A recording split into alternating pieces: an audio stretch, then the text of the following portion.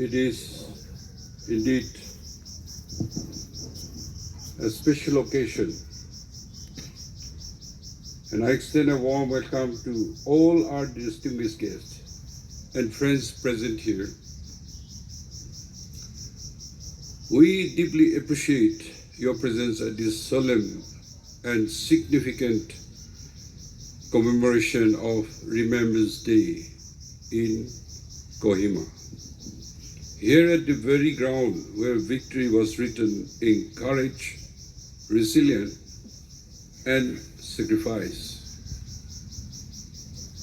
We especially welcome the honored guest from British Deputy High Commissioner and the Embassy of Ireland, and we thank each of you here in persons and those joining us from across India and around the world for standing with us on this day of remembrance.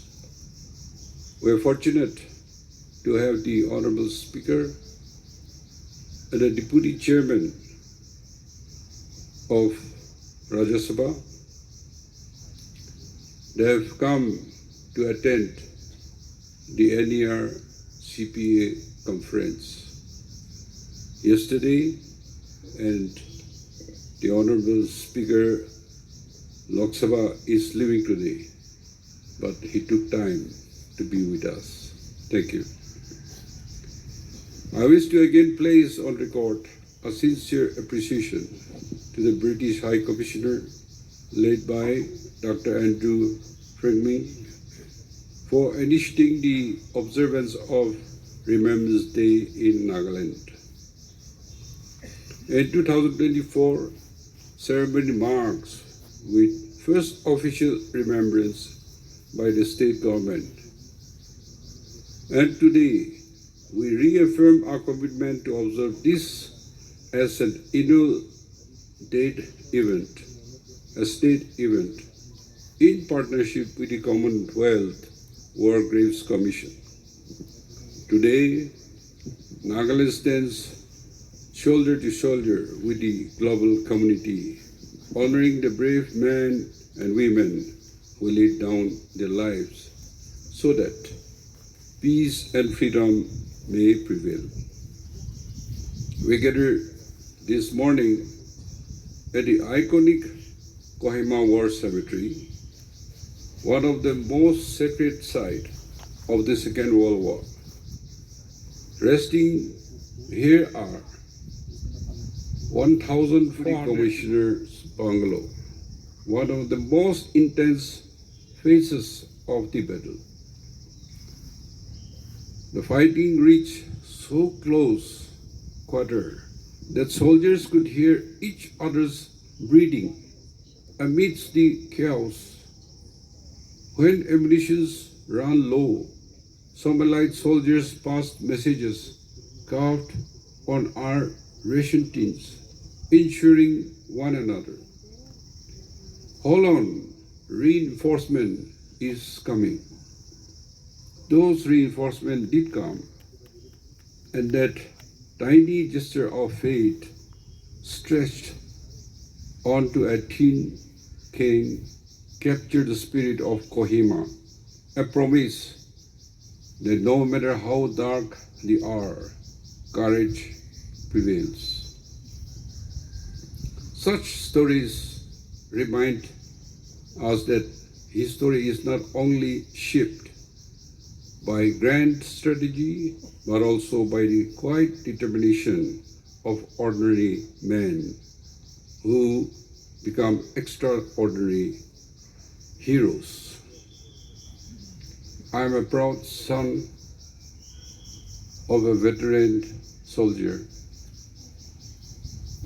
My father participated in the Second World War, and they were scouting with armies in the east because Japanese took position in Burma and marching towards this part of the country.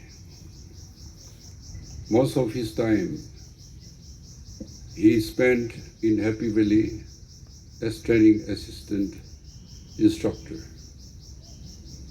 And this first Assam regiment, under British, they received the King George Medal, the Medal of Burma Star, and regiment stars. Today, many people had died, but many people live, but their memory continues. As a bachelor, when India got freedom in 1947, they were asked bachelors to take discharge if they want to set up their family. And that's where my father came home, and that's how we were brought up. Today, as we observe the 2-minute silence, let us remember all who fell, those who lie in these graves, those who were cremated, and the countless others whose names were lost in time, but not to memories. We pay homage not only to the elite soldiers, but also to the Naga people, men and women, and even children who guided, sheltered, and stood beside the troops amid imaginable hardship. Their loyalty and courage were pivotal to the outcome of the battle, and their contributions remain one of the proudest chapters in our history. These hills remember their footsteps.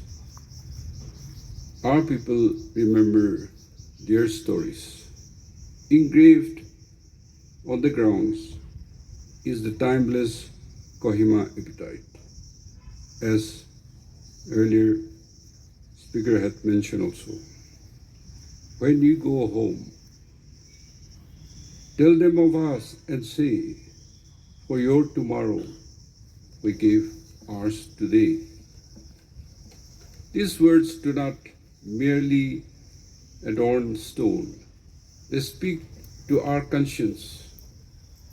They are a reminder that peace we enjoy today was purchased with the highest price.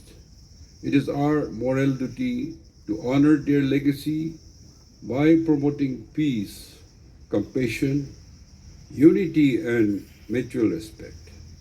In Nagaland, Remembrance Day holds a unique meaning. The stories of 1944 are intertwined with our identity. The bonds of sacrifice forged here between nations and peoples remain alive, transcending borders, generations, and political divisions. As we reflect on the past violence, the Naga people have learned that the only true tribute to those who died in war is to uphold peace in our times. We are called to transform memories of conflict into a message of reconciliation for the world. Nagaland's story, once shaped by battle, must now be a voice for peace, unity, and universal brotherhood. This is our solemn commitment that Kohima will remain to stand as a beacon of hope and as an advocate for humanity. In closing, I express my deepest respect to all veterans and their families, to the fallen heroes resting here, and to the people of Nagaland who have preserved this hallowed ground with dignity and devotion. May we never forget their bravery. May we uphold their legacy. May we cherish the peace that died to protect. Thank you and God bless. Thank you, sir.